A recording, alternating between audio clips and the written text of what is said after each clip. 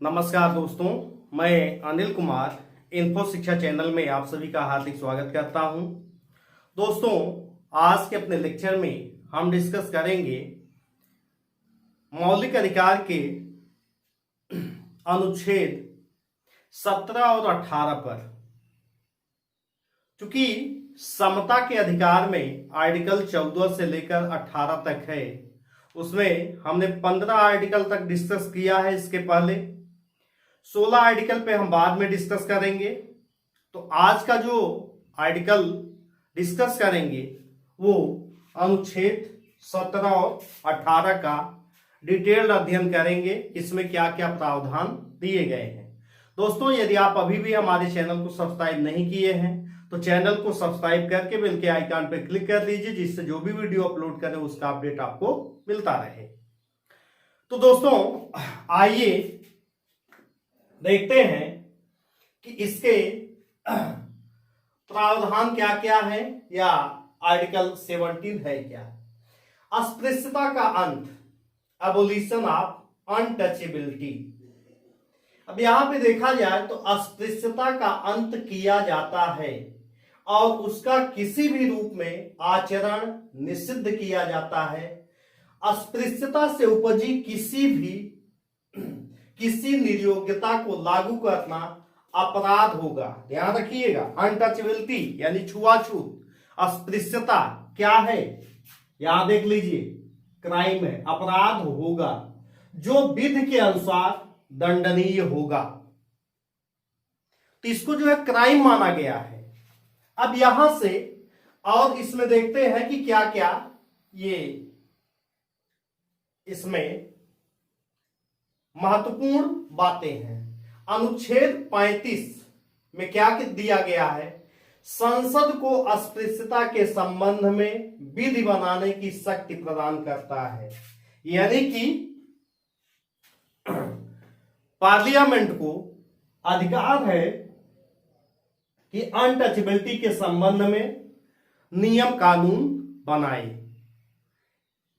यहां से इसका अस्पृश्यता अपराध अधिनियम 1955, इसी के तहत एक प्रावधान बनाया गया कि अस्पृश्यता अपराध अधिनियम 1955। इसमें क्या प्रावधान बनाया गया, 500 रुपए का जुर्माना यदि कोई छुआछूत राज्य करता है या प्राइवेट कोई भी व्यक्ति करता है। ध्यान रखिएगा, ये दोनों के लिए है, राज्य के लिए भी है और प्राइवेट व्यक्ति के लिए भी है।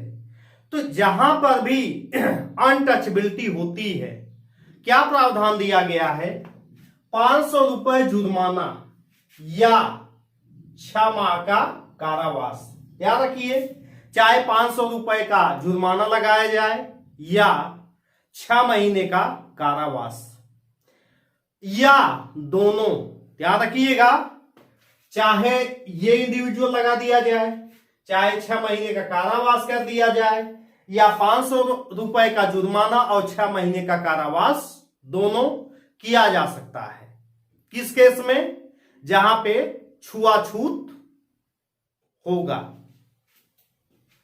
अब इसके बाद देखा जाए 1976 में इसका नाम, किसका नाम, अस्पृश्यता अपराध अधिनियम 1955 का नाम 1976 में बदल करके क्या कर दिया गया, सिविल अधिकार अधिनियम 1955।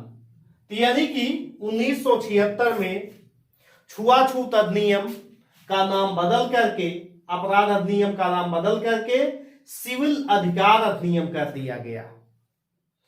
अगला जो है पॉइंट देखते हैं, इसमें क्या दिया गया है, अनुच्छेद 17 राज्य के विरुद्ध ही नहीं वरन प्राइवेट व्यक्तियों के लिए भी के विरुद्ध भी उपलब्ध है। अक्सर करके देखा जाता है कि मौलिक अधिकार किसके विरुद्ध होता है, राज्य के विरुद्ध होता है। लेकिन जो अस्पृश्यता का अंत है ये प्राइवेट व्यक्तियों के लिए भी है और राज्य के लिए भी है। मैं बार बार ये बता रहा हूं कि जब भी आप मौलिक अधिकार पढ़ेंगे तो राज्य की परिभाषा अनुच्छेद 12 में दिया गया है और अनुच्छेद 12 का डिस्कशन हम अपने चैनल के प्लेलिस्ट में अपलोड कर चुके हैं। तो दोस्तों, यदि आपको ये वीडियो पसंद आ रहा है तो आप इसको लाइक और कमेंट जरूर कर दीजिए, क्योंकि पॉलिटी के सीखने की श्रृंखला में पहले आप अनुच्छेद पढ़ेंगे कि अनुच्छेद में प्रावधान क्या है, इसके बाद उसका जो है डिटेल अध्ययन किया जाएगा। और छुआछूत आप जानते ही हैं, छुआछूत आज भी हमारे सोसाइटी में, समाज में विद्यमान है। इतना इसको क्राइम घोषित करने के बाद भी भारत के विभिन्न राज्य क्षेत्रों में, चाहे हम जहां देखें तो कहीं ना कहीं अनटचेबिलिटी यानी कि छुआछूत या अस्पृश्यता विद्यमान है। तो खत्म हो रहा है, लेकिन खत्म होने की प्रक्रिया बहुत धीरे धीरे चल रही है। अपराध घोषित किए जाने के बाद भी अभी ये खत्म नहीं हुआ है। आज भी देखा जाता है कि भारत के विभिन्न क्षेत्रों में ये बहुत ज्यादा मात्रा में दिखाई देता है। तो अस्पृश्यता का अंत यही क्वेश्चन या अनुच्छेद 17 अनटचेबिलिटी कई बार पूछा जाता है विभिन्न एग्जामों में कि ये किस अनुच्छेद में दिया गया है या अनुच्छेद 17 में है क्या, ये बार बार पूछा जाता है। यदि आप इसका डिटेल जो है पढ़ लेते हैं तो चाहे कोई भी टेक्निकल क्वेश्चन बनेगा तो इसके अंदर बनेगा, तो आप इसको आसानी से टैकल कर सकते हैं। आइए आर्टिकल 18 की बात करते हैं। आर्टिकल 18 क्या है? उपाधियों का अंत, अबोलिशन ऑफ टाइटल्स। उपाधियों का अंत, जैसे उपाधि क्या है? पहले जब संविधान लागू नहीं हुआ था, संविधान लागू होने के पहले बहुत सारी उपाधियां थी। महाराजा धीराज, राय बहादुर, तो कई सारी उपाधियां होती थी जो नाम के पहले लगाई जाती थी। उसी उपाधियों के अंत के बारे में इस अनुच्छेद का प्रावधान क्या क्या है, इसको देखा जाए। 18 का 1 क्या कह रहा है? राज्य सेना या विद्या संबंधी सम्मान के सिवाय और कोई उपाधि प्रदान नहीं करेगा। यानी कि सेना से संबंधित और शिक्षा से संबंधित, विद्या से संबंधित इन उपाधियों के सिवाय, सम्मान के सिवाय और कोई उपाधि प्रदान नहीं करेगा। 18(1) में यह दिया गया है। 18(2) के प्रावधान में क्या दिया गया है? भारत का कोई नागरिक किसी विदेशी राज्य से कोई उपाधि स्वीकार नहीं करेगा। ध्यान रखिएगा, अगर भारत का कोई नागरिक है, विदेश में रह रहा है, तो वो जो है क्या होगा? किसी विदेशी राज्य से कोई उपाधि प्रदान स्वीकार नहीं करेगा। ये अनुच्छेद 18 के 2 में दिया गया है। 18 का 3 क्या है? कोई व्यक्ति जो भारत का नागरिक नहीं है। अब ये किसके बारे में है? चाहे हम ये कह सकते हैं विदेशियों के बारे में। जब भारत का नागरिक नहीं है तो कौन होगा? फॉरेनर होगा, विदेशी। कोई व्यक्ति जो भारत का नागरिक नहीं है, राज्य के अधीन लाभ या विश्वास के किसी पद को धारण करते हुए किसी विदेशी राज्य से कोई उपाधि राष्ट्रपति की सहमति के बिना स्वीकार नहीं करेगा।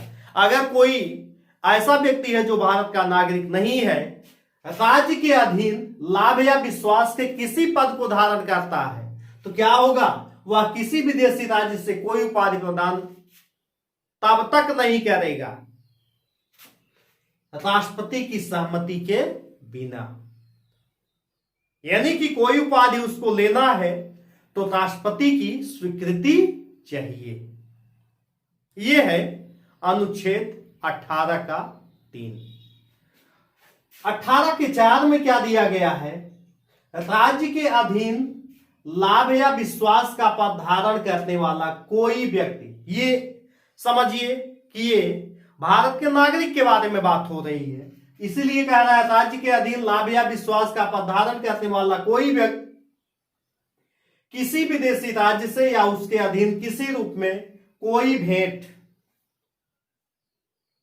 उपलब्धि या पद राष्ट्रपति की सहमति के बिना स्वीकार नहीं करेगा।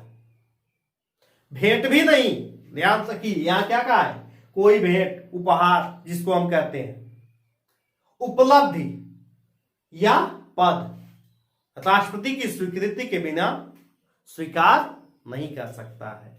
यह है उपाधियों का अंत, अबोलिशन ऑफ टाइटल्स। अब इसमें देख लेते हैं कि अनुच्छेद 18 क्या है, निर्देशात्मक है, आदेशात्मक नहीं, अतः इसका उल्लंघन दंडनीय नहीं है। लेकिन ध्यान रखिएगा, दंड के लिए संसद जो पार्लियामेंट है ये इसके लिए नियम बना सकता है। आइए इसके बाद देखते हैं कि पद्म विभूषण, भारत रत्न, पद्मश्री, अलंकरण, ये क्या उपाधि के अंतर्गत आता है कि नहीं आता है। क्योंकि एक बार ये केस एक चला है, बालाजी राघवन बनाम भारत संघ 1966 का केस है, जिसमें सर्वोच्च न्यायालय ने अपने निर्णय में ये कहा कि भारत रत्न है, पद्म विभूषण है और पद्मश्री अलंकरण है, ये अनुच्छेद 18(1) में प्रयुक्त उपाधि शब्द के अंतर्गत नहीं आते हैं। इसके पहले तक कोई आपत्ति नहीं हुई थी, लेकिन जब आपत्ति आई तो सुप्रीम कोर्ट ने यह कह दिया गया कि भारत रत्न, पद्म विभूषण और पद्मश्री ये उपाधि के अंतर्गत नहीं आते हैं, क्योंकि ये नाम के पहले या नाम के अंत में नहीं लगाया जाता है, इसीलिए ये उपाधियों के अंतर्गत नहीं आते हैं। तो ये विवाद इसी केस के बाद खत्म हो गया। तो इस तरीके से आज के लेक्चर में हमने अनुच्छेद 17 और 18 की बात की है।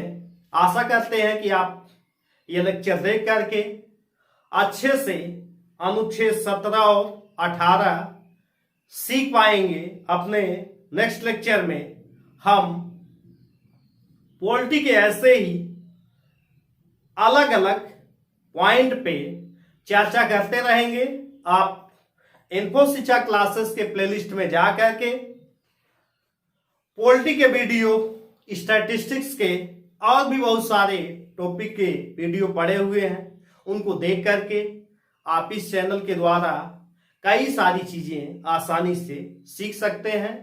अपने नेक्स्ट वीडियो में हम दोबारा आपसे मिलते हैं, तब तक के लिए नमस्कार।